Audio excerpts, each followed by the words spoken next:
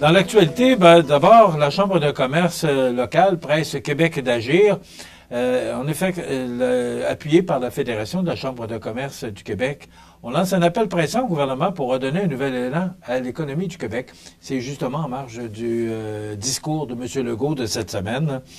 Selon ses dirigeants, il ne reste qu'une seule année au mandat actuel pour poser des gestes concrets et tangibles. 4 chantiers prioritaires sont mis de l'avant. D'abord, un allègement fiscal et réglementaire pour offrir l'oxygène aux PME, souvent étouffées par la bureaucratie. Vous avez entendu le candidat à la mairie de Saint-Pierre, M. Collin, tout à l'heure, qui disait que c'est épouvantable, la bureaucratie. Ça, c'est juste les municipalités, mais c'est les PME, c'est tout le monde. Plus on veut que le gouvernement allège, plus ça s'alourdit. Une politique d'approvisionnement préférentiel plus ambitieuse afin de favoriser les entreprises locales plutôt que les plus bas missionnaires étrangers. On comprend, puis ça va de soi. Le troisième chantier vise le recrutement de 106 000 travailleurs immigrants par année pour combler les besoins créés en main-d'œuvre, particulièrement dans les régions. On sait qu'actuellement, les entreprises doivent se battre à ce niveau-là pour faire comprendre aux deux paliers de gouvernement que ces travailleurs immigrants-là, qu'ils soient temporaires ou à temps plein, ils sont essentiels, sont importants pour nos entrepreneurs.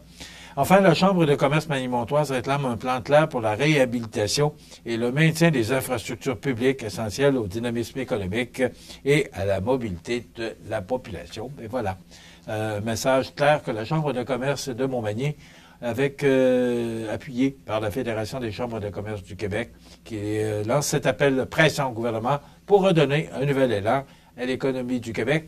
Et si on se fie au discours qu'on a entendu de M. Legault cette semaine, je pense qu'il est vraiment déterminé à lancer cet élan-là. Mais là, comme je vous en ai parlé un peu hier, Mario Dumont mentionnait, 4 années de projet en 1 an, est-ce qu'il réussira? Quand on regarde, ou qu'on lit, ou qu'on écoute, ou qu'on regarde les médias du Québec, plusieurs sont sceptiques. Est-ce qu'il réussisse la mission qui s'est donnée en compagnie de ses nouveaux ministres? Mais c'est un homme d'expérience. Il a dirigé des entreprises. Je me souviens pas, il y avait une compagnie, il était propriétaire d'une compagnie d'aviation, dont j'oublie le nom, mais c'est pas grave, c'est pas ça qui est important. M. Legault a quand même de l'expérience dans le monde des affaires, mais c'est un immense défi qui s'est donné. Donc, on va suivre ça de très près, mais la Chambre de commerce, qui veut que ça bouge.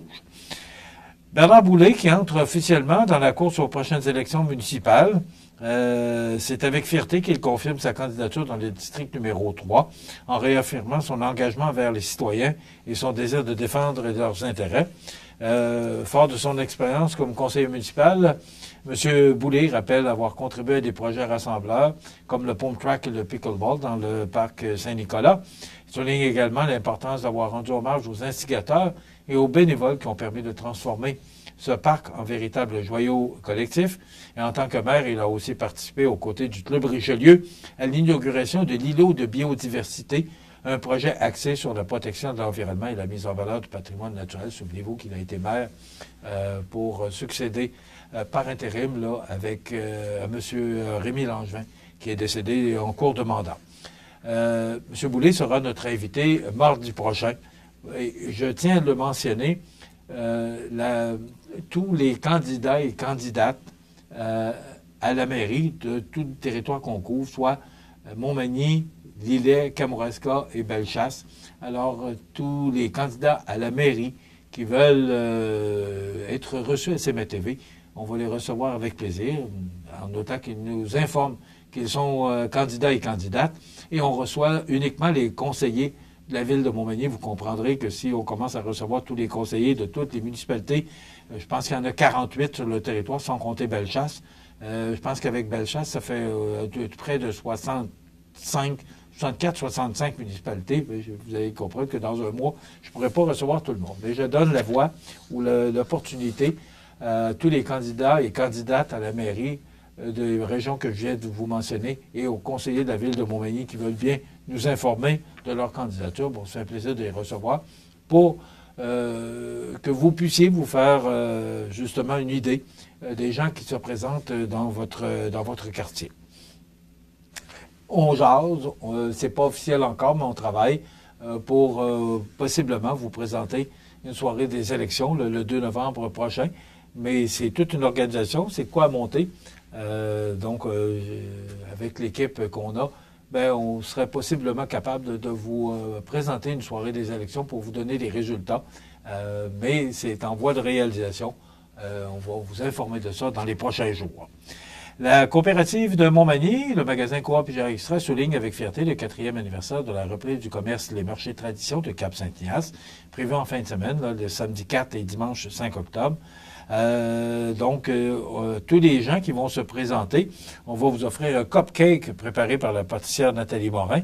Et les 50 premiers clients de chaque journée, ben, vous allez avoir une surprise. Donc, c'est au magasin de Cap-Saint-Ignace, donc le magasin Coop Gérard Extra de Montmagny, qui s'est porté à cœur de cette belle entreprise il y a de ça déjà 4 ans. Et enfin, la MRC de Kamouraska qui dresse un bilan très positif de la 2e édition de la Journée de l'habitation tenue le 25 septembre au Centre socioculturel de Saint-Pascal.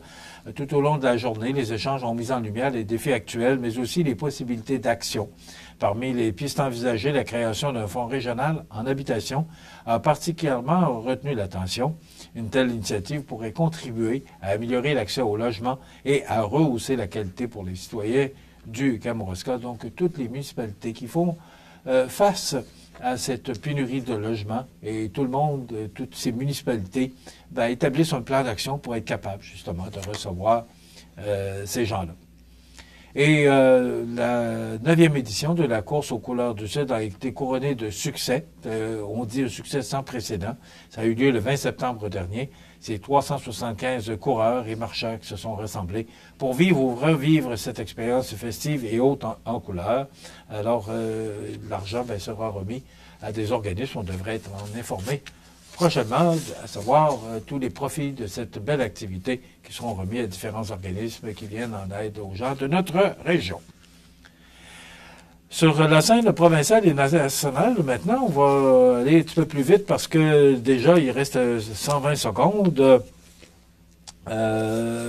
Je veux vous parler de ce nouveau projet de loi. C'est un projet pilote de la CAQ visant à prolonger les heures d'ouverture des commerces la fin de semaine dans certaines villes qui s'annoncent comme un échec. Là, bon, à Montmagny, c'est pas le cas, en tout cas, je pense pas, mais dans certaines villes, on offre l'opportunité d'offrir jusqu'à 20 heures. Et à date, ce qu'on comprend là dans le texte de Louis Deschênes et de Mathieu Boulay du Journal de Québec, là, ça se rue pas aux portes.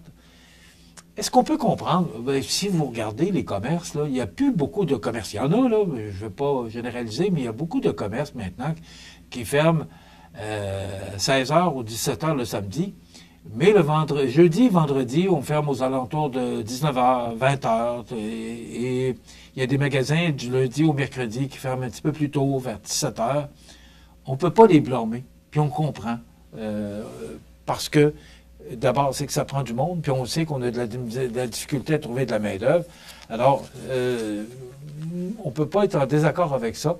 Et je ne suis pas sûr que ce projet-là, moi, ce que je proposerais au gouvernement, c'est de laisser libre, que les gens puissent être libres de faire ce qu'ils veulent avec leur commerce. Bon, c'est sûr que la compétition, là, particulièrement les grosses chaînes de Lévis, on comprend que la compétition est là, ben, les commerces locaux veulent être là le plus possible. Pour contrer cette compétition, on parle d'achat local, ben, on veut se donner cette force-là. Mais d'ouvrir jusqu'à 20h le samedi, est-ce que c'est vraiment nécessaire? C'est la question. À un moment donné, on invitera des gens qui viendront nous en parler. Demain, entre autres, on reçoit le candidat au district numéro 5, M. Jérôme Théberge, qui sera avec nous. Donc, voilà, dans quelques instants, les avis de décès. Bonne journée.